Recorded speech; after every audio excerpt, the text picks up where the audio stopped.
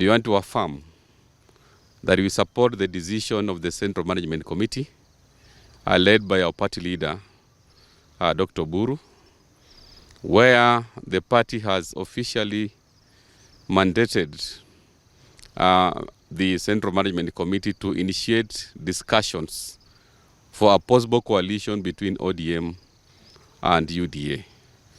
So as Kakamega branch of ODM, our position is we indeed support the decision of the Central Management Committee, and we want to consolidate our people so that come 2027, we elect MCAs, members of the National Assembly, our senators, the governor, including the president, on a coalition of ODM stroke UDA.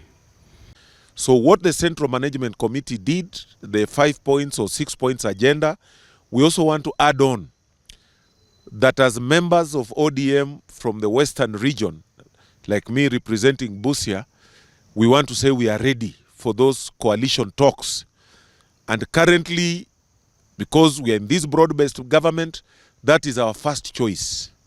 We have agreed that we are in broad-based government and we want to support that program.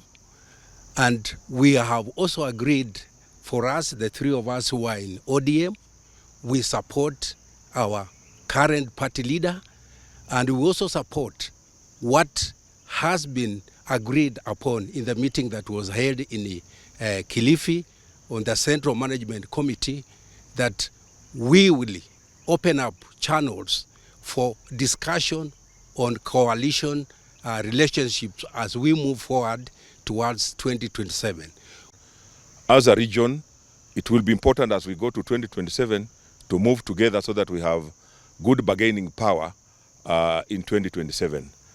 You must have heard that I've been assigned some duties to coordinate the two-term re-election of President William Samoei Ruto.